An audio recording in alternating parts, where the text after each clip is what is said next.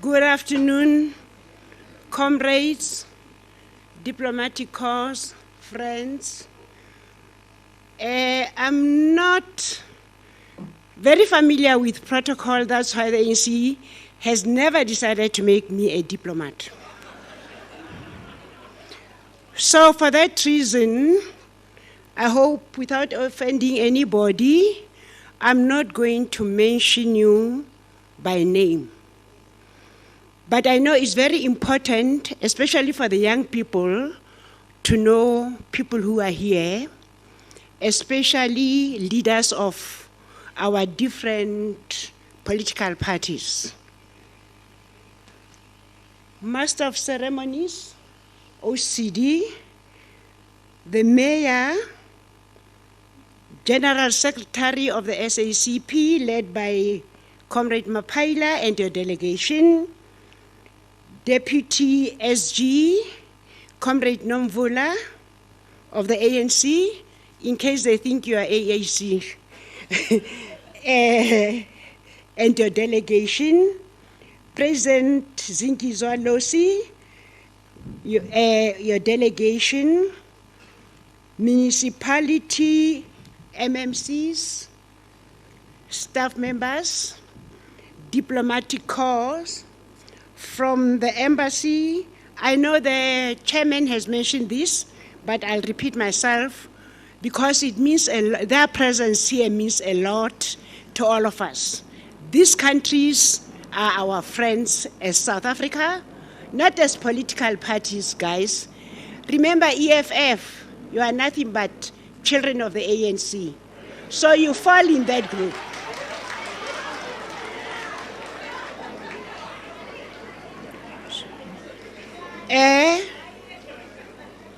We have the ambassador of Vietnam, the ambassador of China, our comrades, the ambassador of Palestine, the ambassador of Cuba, the High Commissioner, Delegate First Chancellor, Mr. Magoha. You are welcome and we appreciate your presence. There's something that happened today. I don't know whether Chris Hani's spirit is among us. For many years, I've never seen us as South Africans united like this.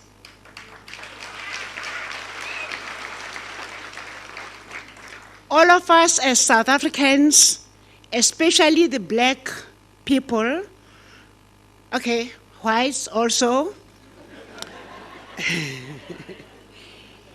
we have a lot of work. Chris, one of the things he fought for is land. Comrade Deputy SG, you have a responsibility. You need to work with all political parties to make sure that our people get land. Chris got involved in the struggle because of land. So it is important, all political parties here, We have the same goal. The only difference between the ANC and other opposition parties is how we decide to reach our goal. Our goal is one, but we have got different methods of reaching it.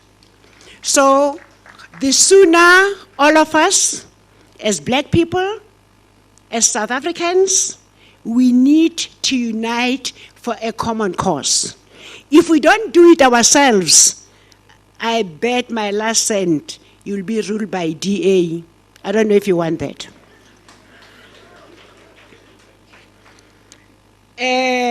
Master of ceremonies. I was in one of the shops, I won't mention the name because it means I'll be promoting it. I was approached by a young person, I don't want to call him a boy, but a young gentleman. And then he says he wants to speak to me. And I said to him, I'm rushing. He says, Mom, just 1 minute. Then he started asking me about Chris. I said, it's going to take me a long time. And you are employed. And he says, and I'm a temp. I said, then if I stand here and start talking about Chris, it's going to take us a long time. But this young man asked me a very important question. He wanted to know the background of what happened after the assassination of Chris.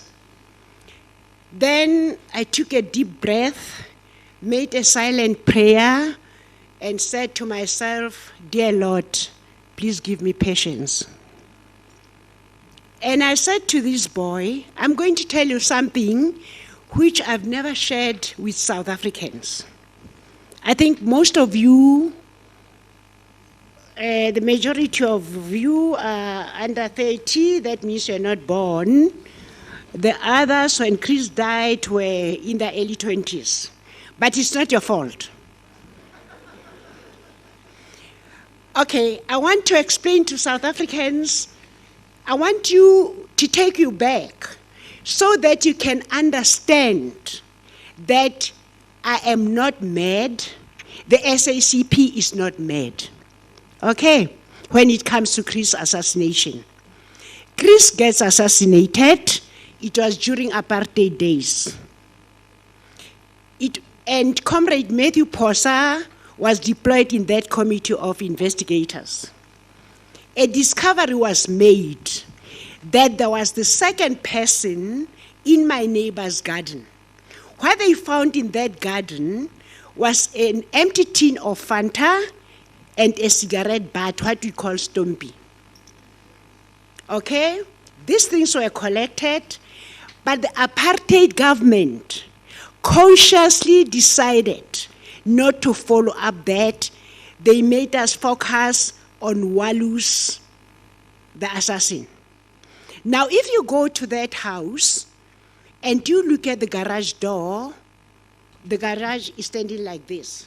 You can tell somebody shot from an angle because the bullet hole is at the end of the left side.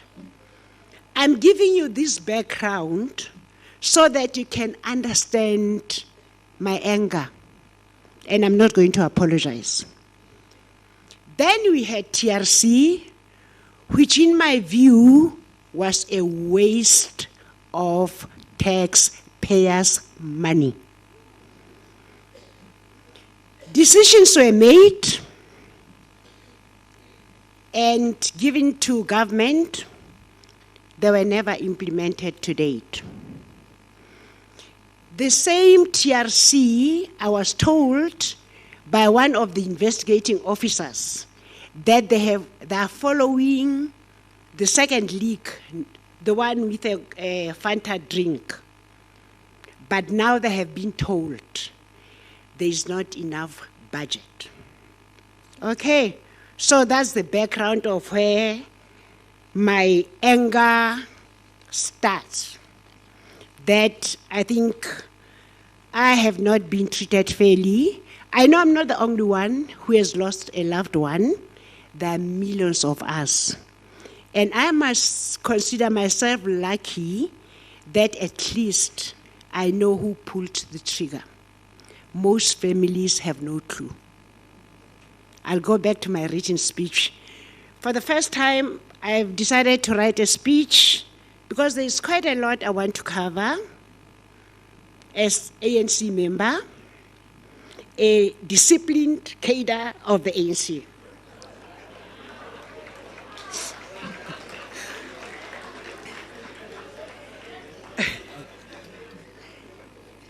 There is a perception in our country that judges cannot be criticized. I want to preface my next remarks with quoting the Chief Justice Mogoeng when he says, open quote, "Judges like all others should be susceptible to constructive criticism," close quotes. Justice Gampepe, in a judgment, commented that, open quote, "For a constitutional democracy like ours, courts must expect and accept to be criticized," close quote. Retired Judge Kathy Satchwell, on this subject in 2019, she said, I open quote, "The judiciary is criticized. There is nothing wrong with this." She continues to say, "We are all subject to scrutiny. It is why we write judgments so that they can be scrutinized. So you have been misled. We have the right to criticize judges." Of course, these judges emphasize that criticism should be based on fair analysis and should not be such that breaks the institution. Victims of crime are often blamed and re-traumatized by our courts. I have first-hand experience. We sat in a court. Okay, before I tell you that, we're in court in Pretoria. There was a young Bure Macy who happened to be a judge. And it was my first experience of being abused in a South African court by a judge. This is the remark she made. Comrade Soli, you were there, and other leaders of the SACP. This young Bure Macy says, "It's 24 years, move on." Okay. Now, I turned back to Comrade Soli. I said, "I'm going to answer this woman." Comrade Soli says, "You can't do it in court." I says, "Why?" She's just talked rubbish. So Comrade Soli says, "No, you can't do it." I said, "Okay, I'll deal with her outside." That was the first experience, my first experience of being abused by a judge in a court of law, and she knew I was not going to answer in her court. And as I was whispering to Comrade Soli, this Bure Macy says, "If you talk in my court, I'll kick you out." So I decided to keep quiet. So victims of crimes are often blamed and re-traumatized by our courts. I have first-hand experience. We sat in court and were blamed and shamed. This is in the Constitutional Court. I'm told Comrade Soli says it was last year. I thought it was this year. Responding to a supposed to be sorry letter from my husband's killer.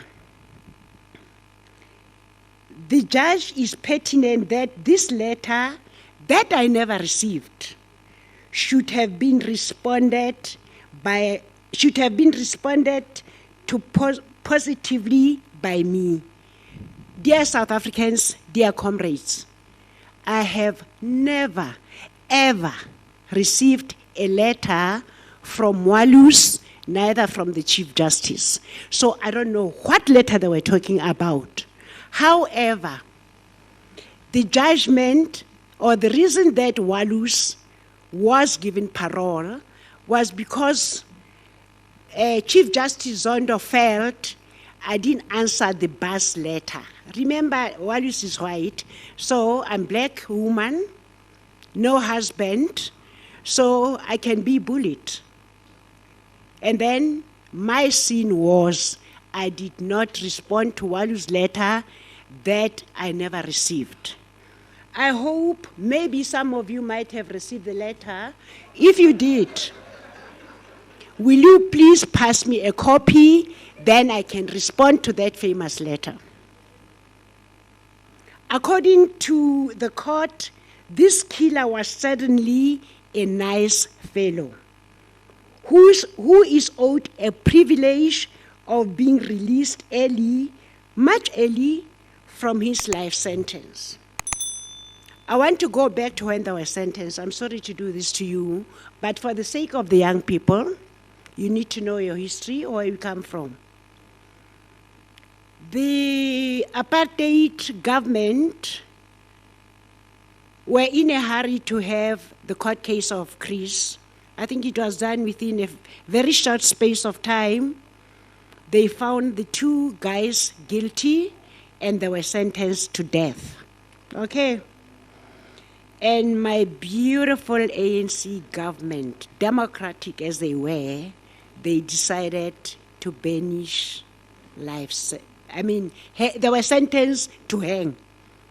And my ANC party decided they're banning the hanging and decided to send them to life sentence. I understand the reasons.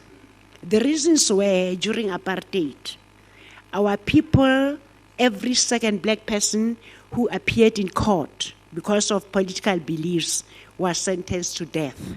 So I understand where the ANC was coming from. However, it worked to my disadvantage. Ne? I still say what is diabolical is diabolical. We live in pain and we are re-traumatized by a democratic court system, which seems too preoccupied with demanding that Africans in particular perpetually give of themselves over and over and over again, all the while being oppressed and treated disdainfully. We live in perpetual trauma. Our post-trauma is current trauma, and judges are supposed to care. As for this killer, a freed man now, Chris Hani's killing will never be forgiven.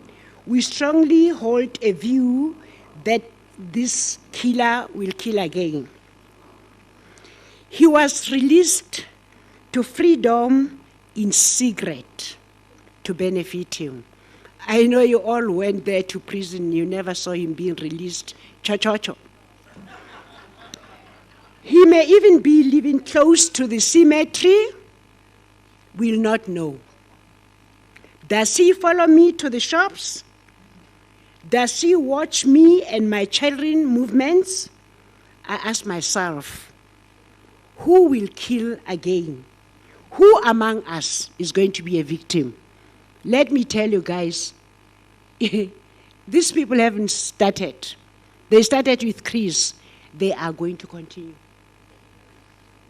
I'm not making you paranoid, but it's a fact. So watch out, ne?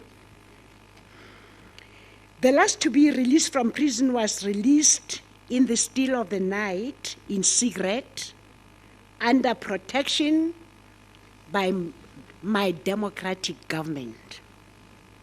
As it is, this killer may even be plotting to profit off Chris's killings, be it books, films, whatever. Our system enabled this criminal to continue with life as though he did not take my husband from me, as though he did not take your comrade from you. I'm not sure that is true that criminals are owed the privilege of parole outside the victim's impact statement. Surely, our trauma and loss should also have a constitutional validity and emphasis. It is a choice or could be made to ignore us and focus on the killer's privilege. Surely, Chris's life should also be worth something to our courts and the law. The killer is free, and the opportunity for full truth on the white conspiracy of Chris Hani's assassination is now buried and lost completely. Few years ago, while the assassin of my husband was still in prison, the SACP and myself, the SACP led by Comrade Blade, Comrade Soli, and the leadership of the SACP, we made a request to Mr. V.C. Pikoli, who was the head of the NPA. We asked for a very simple thing. We asked him to reopen the case. The following was his response. I might not be able to quote him verbatim because he responded to us through the press. But this is the response. Mr. Pikoli said, "Bring me new evidence and I'll reopen the case." To say his response shocked me is an understatement. Dear South Africans, I'm not a police officer. Neither, the last time I checked, the policemen in the SACP, they're just ordinary South Africans. We are not trained as police. But there was Mr. Pikoli, who demanded that we give him evidence. Really? Is that how you treat us? Now let me give you the background of Mr. Pikoli. Mr. Pikoli was in Lesotho. He knew Chris. They worked together as ANC members, though he was a student. But his response took me aback. It was like Fairfoot is talking to me. That go to hell. You either bring evidence or I'm not opening the case. To me, Mr. Pikoli's answer, to be honest, I felt it was an insult to my husband's brutal assassination and to his family. To him, that's Mr. Pikoli, my husband's assassination and his family was part of the Boere apartheid statistics, where our people were being killed by apartheid police. And he had no sympathy. He did not care. The arm of the state freed my husband's killer. The man who pulled the trigger, even though he often refused to disavow his hateful ideology, which initially motivated him to plot to kill my husband and others. Now, are we safe? Justice Zondo did not care. Our hearts are broken. This time our hearts are broken because those who are in power decided that our loss meant too little. They told us and demanded of our family to forgive, and told us that the killer of our dreams and aspiration as a family had more rights than us. An organ of state. Remember the 3 spheres of government? You all know, I don't have to teach you. An organ of state decided and defined Chris Hani's death as meaningless matter we all must just get over. Of course, I do not accept that, and I will not. I want to assure our religious leaders that we are not a vengeful people.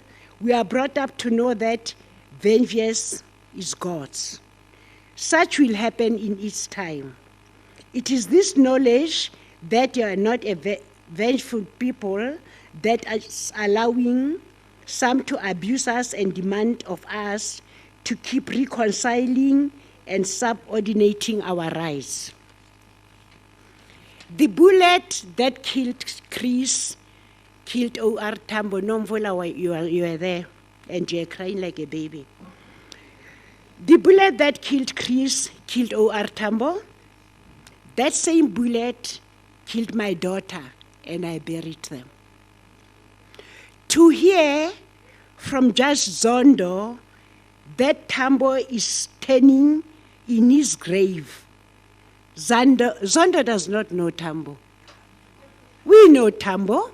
He's our leader. He's not Zondo's leader. He can't talk for Tambo.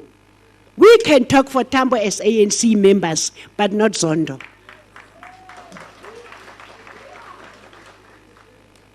Tambo turned on his grave the day Zondo released Chris Hani's killer.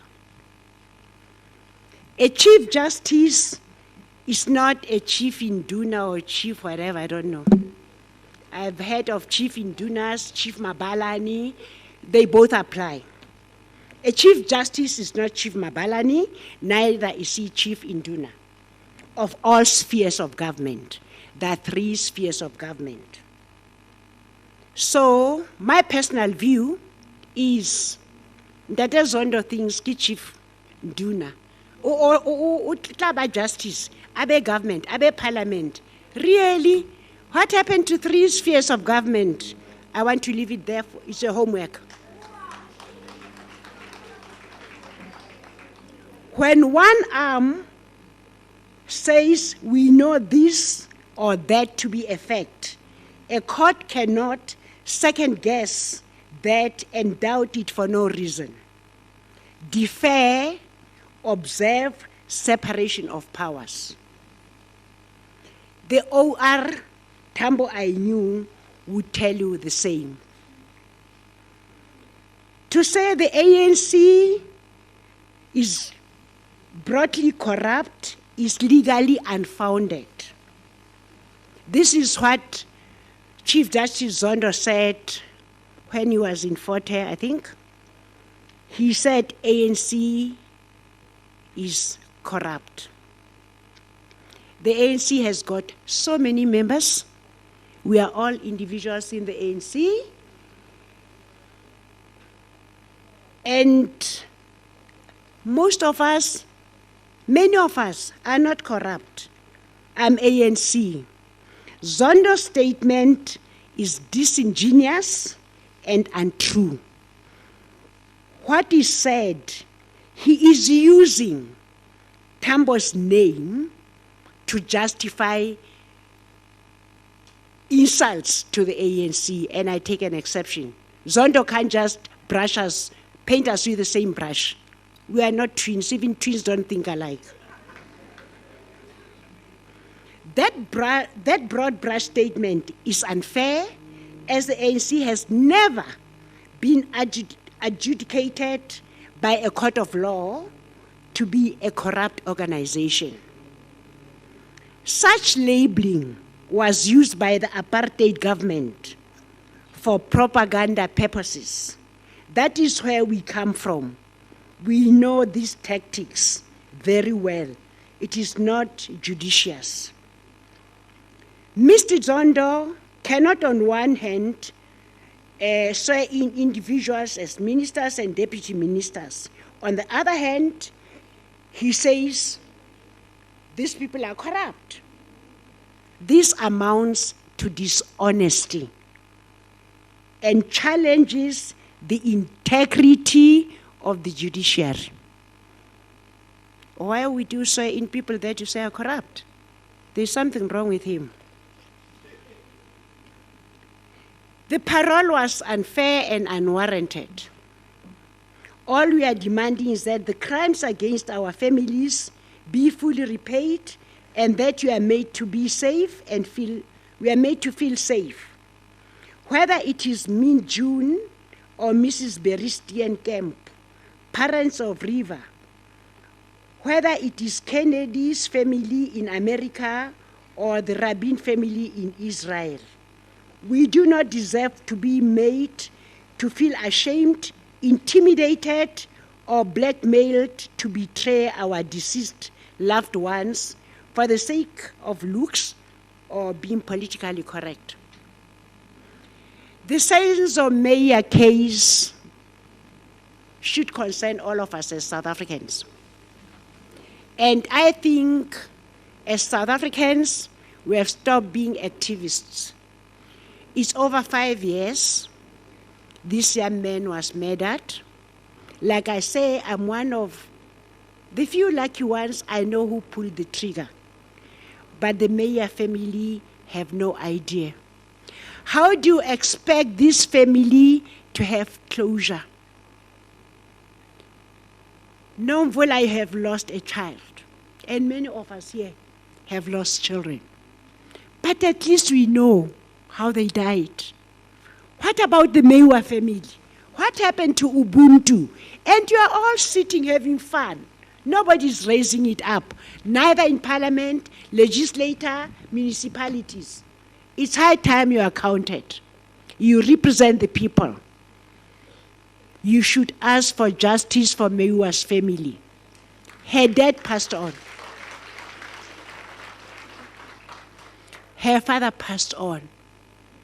Her mother is still alive, but in pain. I ask all the politicians here, I don't say you should do. But I think you should approach the right government departments to say, why is this taking so long? That family needs closure. Chris was shot 30 years ago because there's still that second person. I don't have closure. That's why I'm wearing black today. I'm still mourning. Until such time the truth comes out, I'll be mourning for life. Offenders died in prison, hospital, not somewhere free. This is the man for you young people. Offenders killed Fairfoot in parliament. He was never released. He died in hospital. But because we are so understanding as a democratic government, we release all the killers. Our loved ones are gone. It is not an event to us, but a lifetime of hell on earth, particularly when the murder was brutal. Those who released my husband killers are today awarded honorary degrees because they have once again tormented and double murdered Chris. But let me tell you, I was watching TV that day when I saw the Chief Justice getting the honorary doctorate, I don't know, whatever it was. What made me laugh? I live alone. I laughed until tears were all over my face. Guess why? Because that university has no reputation. Show me your friends, I'll tell you who you are. That's how you got that doctorate.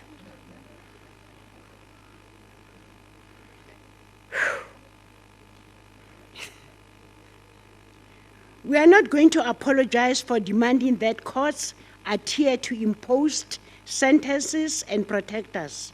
We are not going to accept to be made feel guilty for demanding that. In this, I know I speak for all surviving widows, rape survivors, and other victims of crime, including political crime.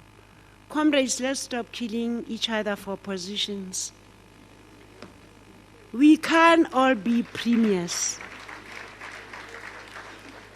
There can only be one premier at a given time. There can only be one mayor at a given time. Let's not kill each other. Let me tell you how you achieve those positions. respect is earned. You don't demand it. If we work with the communities, deliver services, they will vote for you. You don't have to kill anybody. Now, comrades are sitting somewhere in shebeens. I used to drink, so I know what I'm talking about, okay? They sit somewhere in shebeens. They're drinking the most alcohol, liquor. They don't talk to the communities. They don't know the problems of the communities. As soon as elections are around the corner, they start kissing babies. Okay? Though, let me tell you, comrade, I'm on the ground. I'm an ordinary citizen of this country. Comrade Minister, I can tell you what's happening on the ground. South Africans are more political than we think they are. They have passed that stage. Please listen, because you are acting president for 2 hours, so you need to concentrate.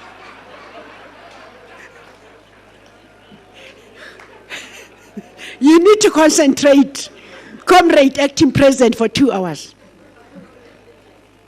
Let me tell you, comrade minister, it is difficult on the ground. There are families who go to bed for weeks without a single meal. There are families where in all those families, nobody is employed. I know for a fact it's not the responsibility of government to give people jobs, but it is the responsibility, comrade acting president, that you create an environment as government to create jobs.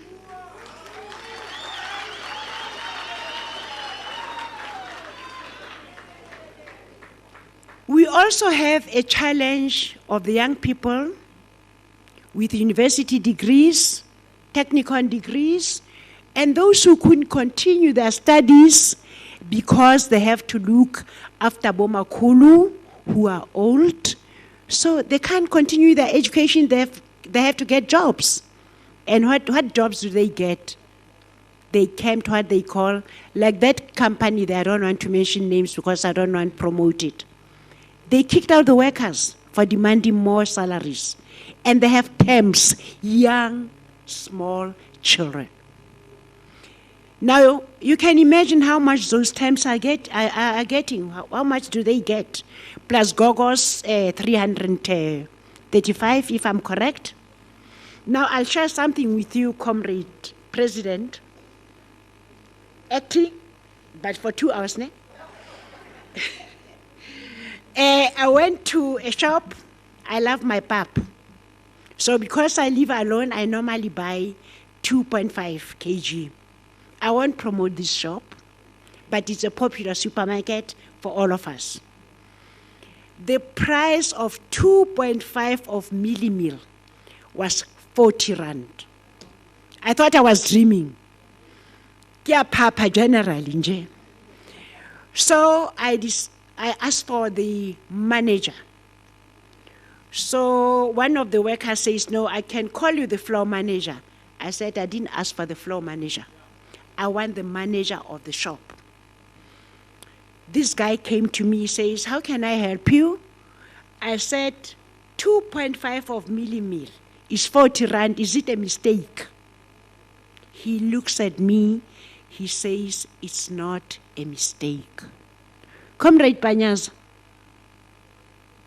our families, you know, as black families, we have extended families. Now take a family of 5.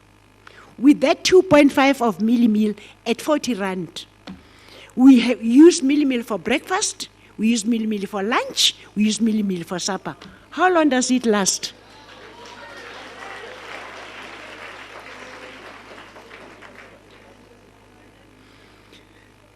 I know I don't want to be hard on you, on the deployees. Comrade Blade, you are one of the deployees, Comrade Tulas at the corner, and many of you. So I'll be a bit softer. I'm aware that the country had a serious challenge of COVID. As a result, it delayed lots of things to happen. However, that time of making promises to us is over. No more promises. We want delivery, and delivery now.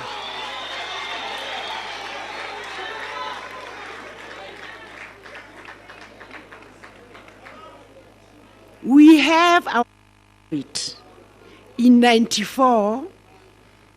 I was part of telling our people that they'll get free housing, free education, free medical health, free.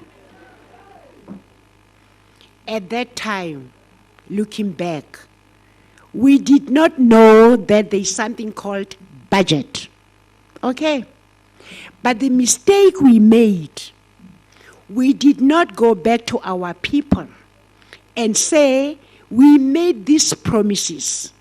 Remember, we are all new in government, in parliament, everywhere where we are deployed. The mistake we did not go back to our people to say, we know we made promises, but there's something called a budget.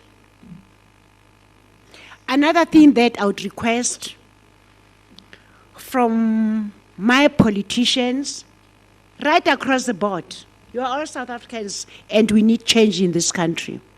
Stop lying to people.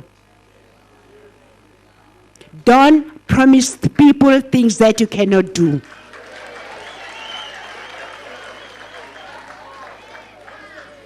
Another thing, municipalities have a tendency of coming up with what I call vein project. You go to an area where people need a clinic, and you decide to build a road. Don't do that. Talk to communities to find out what their priorities are. Don't just second guess them. Okay? That's the way to treat our own people. Then we'll have a working country. Okay, I went off my script.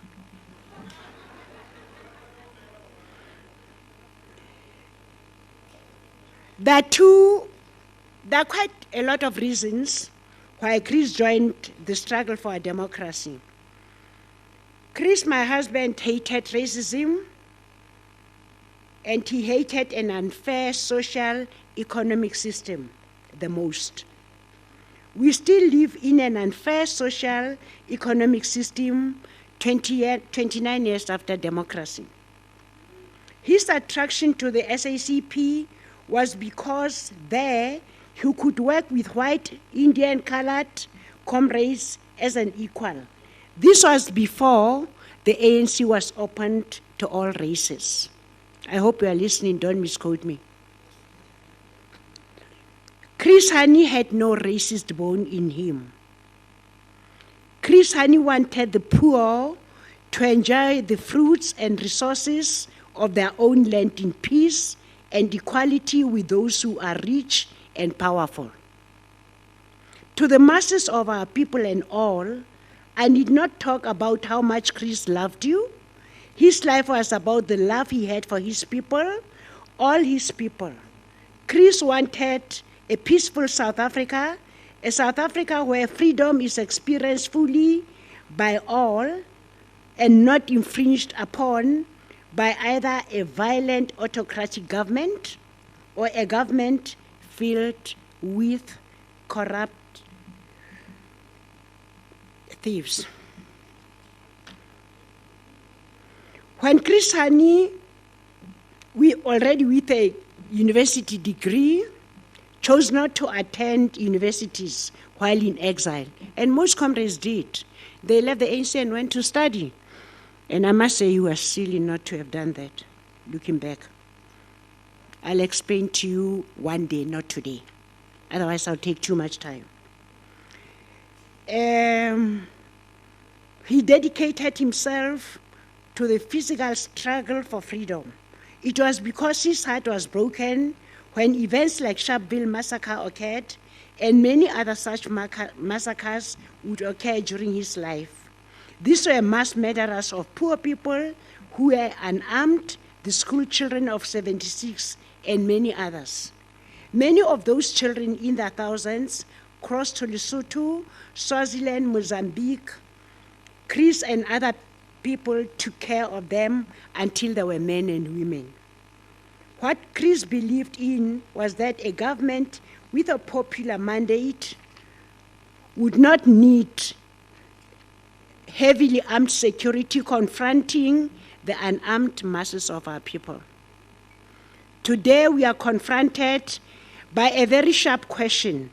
Has our original social contract, the social compact that formed the deal between the government and the government broken? When a popular mandate is weakening, Chris foresaw, and I quote, "What I fear is that the liberators emerge as elitists who drive around in Mercedes-Benzes and use the resources of the country to live in palaces and to gather riches." This he said, close quote, he said on the 29th of October before 92. It is also true that we need the renewal of a popular social contract. We must confront that has led into the mass democratic movement nest. As we answer the question of social contract, we must renew the movement based on truth, not echo chamber spin. Okay, let's stop spinning, guys. It's not worth it.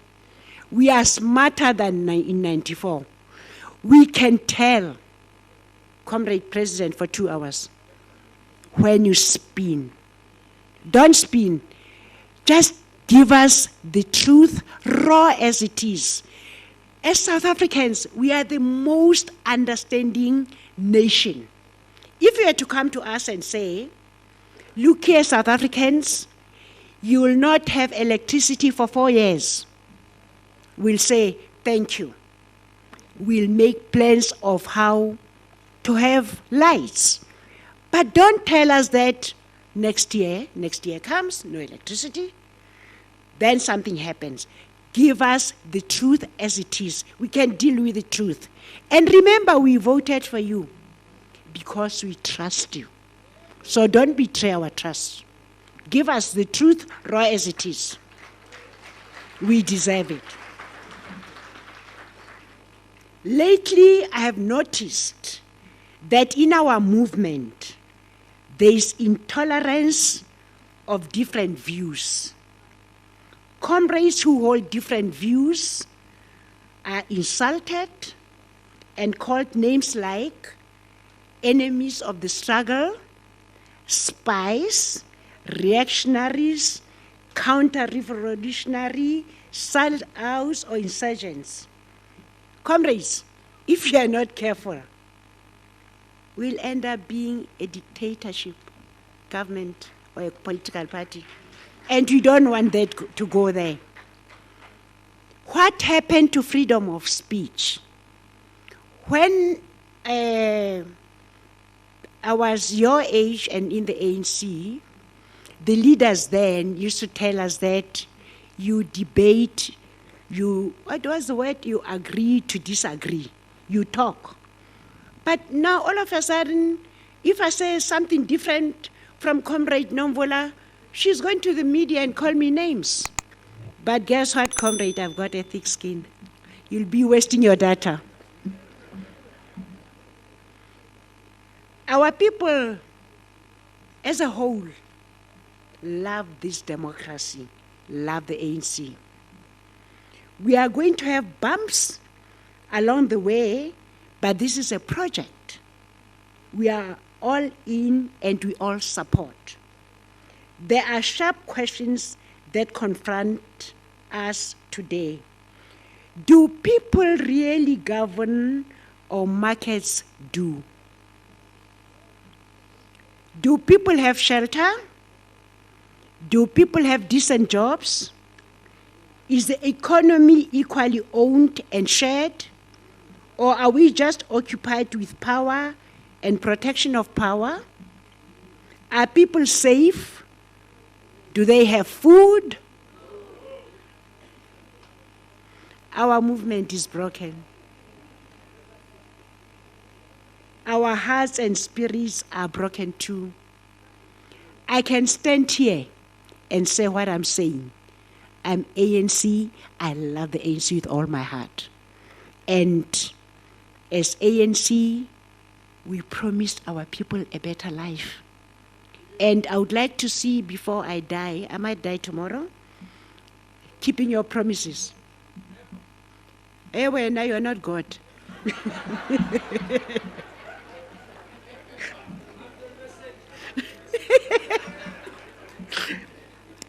If we allow the movement to completely break down, so shall South Africa as a whole. The enemy within is eating on the flesh of our children's future. We must renew, have conscious rebirth immediately. We are factionalized, hyper-partisan, and see issues through subjective glasses.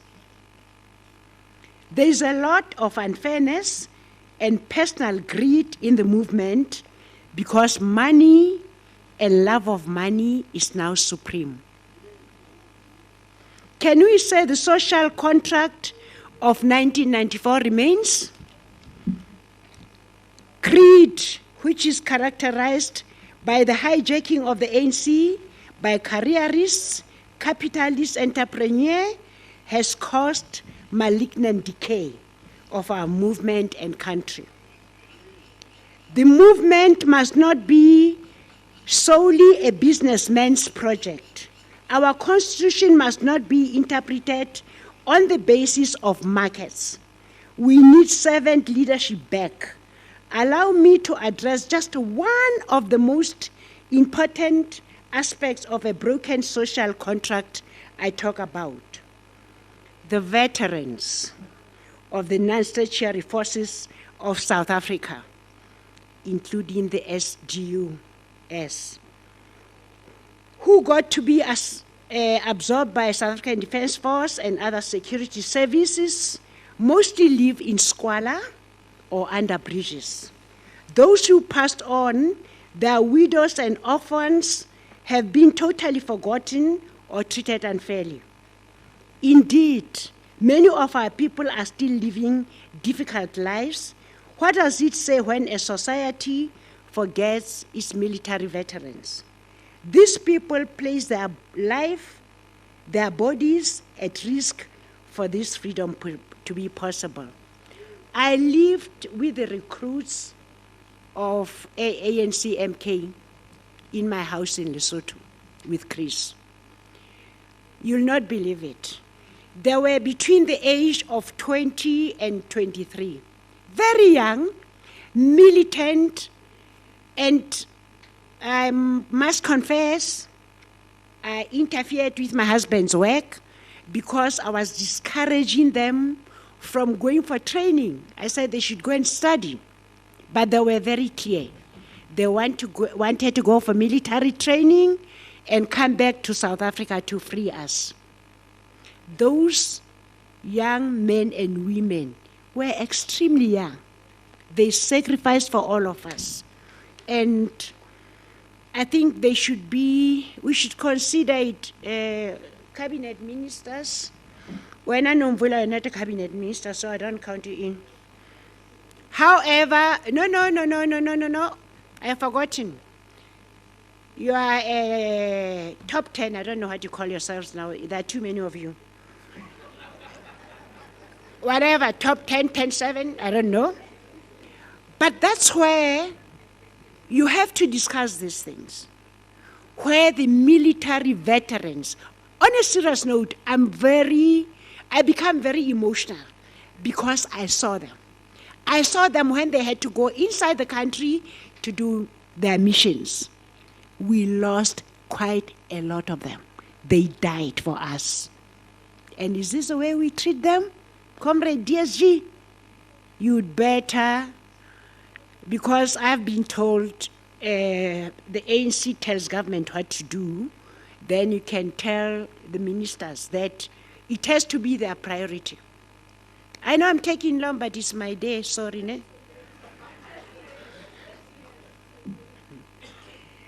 Those who made the ultimate sacrifice for this land are not honored. They are mostly out of mind and out of our priorities. Their lives and blood seem valueless. Nelson Mandela said, "You could see the nature of society by how it treats its children." I agree. I add that you can also see the nature of society by how it treats the returning military veterans who bled and sacrificed, died and left widows and orphans. Honor all your heroes and treat them fairly. Repatriate all bodies from foreign lands. These are our people. There are painful stories, which I think I'll put it in my book. I've got so much to tell you guys. However, that book will only be released when I am dead, because I'm going to mention names. So I don't want to be sued. So wait until I die, you'll read the book. These are painful stories to tell about people who leave their heroes behind and rob the widows and orphans their rightful pensions. I won't bother you about my personal issues, but count me among those who remain puzzled about the military veterans. Now let me tell you, there's a lot you don't know. You know, as ministers, as leaders of the ANC, you are not on the ground. Some of us are on the ground. I lived with these cadres, and I meet them. It's hard for them, Comrade Nombol. It's very hard. They are struggling. And what I find sad is, I'm one of them. I'm just as to blame as all of us. It's only when they're dead that we all rush there with our little 100 rands. We call them heroes, blah, blah, blah, blah, when we are never there for them. Let's do things for our veterans in their lifetime. Not buy them caskets when they're dead. Nobody needs a casket. Now, there's something very interesting, Comrade President, for 2 hours. I'm giving you free information. You can go and check it. You know, with these pensions, there are people who never in their lives carried a gun. Okay? But these people who are never in the camps, who never did any type of training, who in my vocabulary are not MKs, are you aware that they're being given 40,000 for what? And they're called military veterans. I think that list should be revised on a serious note. That's my plea, because the type of money that they're given, which in my view they don't deserve, could be given to these comrades who are struggling. I raise this because Chris would have raised it, and I raise this as a widow of the guy who sacrificed. I just wanted to share something with you. I'm in contact with Mrs. McCartney. I think you all know Johnny McCartney. Oh, Jesus, all of you are under 13, eh? The majority of you. Johnny McCartney was our first official representative at the UN, long before the ANC was unbanned. And he did quite a lot of work internationally. But what I found so sad, his wife Valerie is in KZN. Do you know Comrade Makhathini has been in this organization, sacrificed his life like everybody else? Guess how much he gets a month? 6,000 rand. Are you proud of yourselves? You should be ashamed. We should only care on the special days, but also care tomorrow and the next day. Too many people are sleeping without food. This to me illustrates that there is no political will. And I'm honest. There is no political will to solve the military veterans issues. I'm saying this. I don't have first-hand information, but I read a lot. I talk to comrades. And they've been moved from pillar to post. Nobody seems to be taking a decision. That's why I'm boldly saying, Comrade Nomvula, there is no political will. Can you get it somewhere? I don't know whether you hid it under whatever, but just get it back and do something about the military veterans. It's not correct. As long as there is no political will, as South Africans, we are going to suffer. We need a leadership that takes decision, that looks after the poor, that loves your people. In the beginning, you loved us. I don't know what has changed. Whether it's power, it has run into your heads, then you're forgotten. But that's not important. What is important is this movement of Chris. He would have raised it sharply about the veterans. My husband once said, I open quote, we need to create the pathway to give hope to our youth that they can have the opportunity through education and hard work to escape the trap of poverty. In my view, this is my personal view, and I think I'm allowed to have a personal view. The democratic government which my husband died for has betrayed Chris and his family by releasing his assassin. And I will not withdraw that statement. Now, this is addressed to the Minister of Arts and Culture with a different cap now. No more president, but Minister of Arts and Culture. Chris was a man of books and learning. As a family, we welcome the establishment of Chris Hani Museum. We plead with you, Minister Godwa, to accurately present Chris. And this can only be achieved by having a professional curator, not just an official in some department of arts and culture in the department. It has to be done professionally. And I think Comrade Blade, with his universities, oh, there you are, Comrade Blade. I think you can assist the minister about giving him professional curators. Let's do things the right way. I like the thought, but we have not done it right. And from where I'm coming, I don't think it's correct to present my husband the way he's presented in that museum.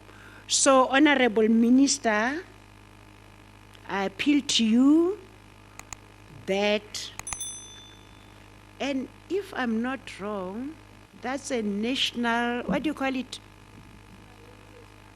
National?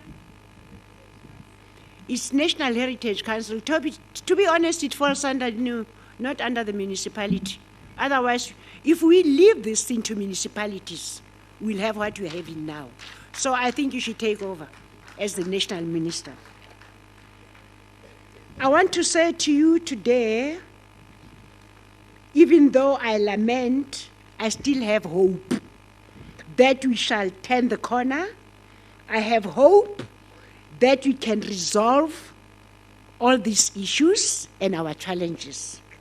I have hope that we shall overcome, God willing, and with God on our side, we shall overcome someday. I'm a king, yes, I'm a king, I think I'm a king,